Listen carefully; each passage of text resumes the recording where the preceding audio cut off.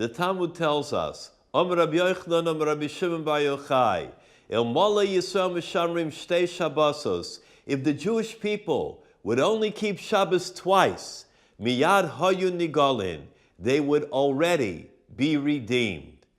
It is explained that not only would it happen if it's twice, but even one time, if everyone would keep Shabbos, if everyone would be Shomer Shabbat, immediately we would be redeemed, we would have the Geula Shalema. The Mefarshim, the commentaries, ask the question, why? The answer is, the power of the Shabbos is so great that it makes a tremendous influence. It makes an impact on all of us. We change, we become better, we develop our spiritual self, we ready ourselves for the Geula Shalema, for the complete redemption. There was a group of seminary girls in Eretz Yisrael, and these girls were invited to one of the homes in Mea She'arim for Leil Shabbos, for the Suda, for the Shabbos meal. They all came early, and they were there gathered around as the hostess, the mother of the home, went to light her Shabbos candles. But they noticed something that was very strange. She entered the room in a full wedding gown, and in the wedding gown with the veil upon her head, she lit Shabbos candles and said the appropriate tefillos, the prayers. They looked at her. They couldn't get over this scene. Finally, one of them could not contain her curiosity and said, "I'm sorry to ask, but could you please tell me why you're wearing a wedding gown? What's the explanation?" The woman explained, "I was brought up in a home, a secular home. I didn't know about Shabbos. I didn't know about mitzvahs. I didn't know anything spiritual. I was brought up in a school that was completely secular. However, we did have one religious teacher. The rule of the school was not to teach anything about Yadus, not to teach any Judaism, and certainly not to take us to any of the teachers' homes. However, this teacher did take me home for one Shabbat, one Shabbos.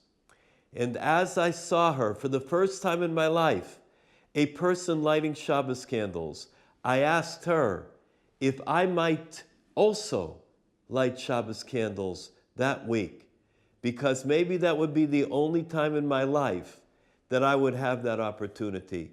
And she agreed. Well, fast forward many years. Unfortunately, I didn't have the education. To me, nothing in Judaism really mattered. And I was engaged to be married to an Eino Yehudi, someone out of the faith. It was my wedding night on Friday night. I was dressed in my gown. I was going out of my house into a car that was waiting for me. And there were a group of young girls, and they were looking, and I saw that they needed something or they had a question. And I asked them, "Could I help you?" They hesitated for a moment when they saw me. But then they said, "Could you tell us where there's a certain shul? We're supposed to go there for this Shabbos, and we don't know where it's at." The woman said, "I knew well where that Beis HaKnesset was located." And I began to instruct them, and I even showed them how to go, dressed in my wedding gown. One of the girls asked me, "Why are you wearing a wedding gown?" And I told them with hesitation, "Tonight is the night when I'm going to be married. And unfortunately, I'm marrying somebody out of the faith." And I had to tell them. One of the girls said, "You're getting married? You need a bracha. You need to have a blessing for such a milestone. For such an important occasion, you need to have a blessing. Come, we will get you a blessing from the rabbi that we're going to." The woman thought, not a bad idea. With marriage today and all of the challenges of marriage, maybe it pays to get a blessing. So she went, and the rabbi said, "You want a blessing? Okay, but first you have to hear Kiddush. After that, you have to have a bit, something to eat, and then I'll give you the blessing." Well, delayed, they made Kiddush. She sat, she had something to eat, and the rabbi gave her the blessing. She went outside after the blessing and she couldn't believe it. A rabbi gave me a blessing, I got a bracha, and I am marrying somebody out of the faith. And they were so nice to me and so warm, and they gave me kiddush and they gave me something to eat. She sent a message with the car to the chatan, to her groom, that she may be a little bit late. Her groom waited for her, and he grew impatient. He sent back a message, don't bother coming, the wedding is off.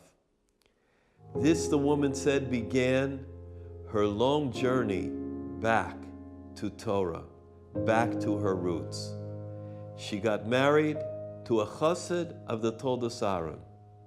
However, every Friday night, she puts her wedding gown on because it's that wedding gown, it was that Shabbos that reminded her of her roots, that brought her back to Torah and to mitzvos. The Moli Yisrael Mishamrim, Shtei Shabbosos, Miyad Yihoyu Nigolim. If we'll only keep Shabbos, maybe even once, we'll be redeemed.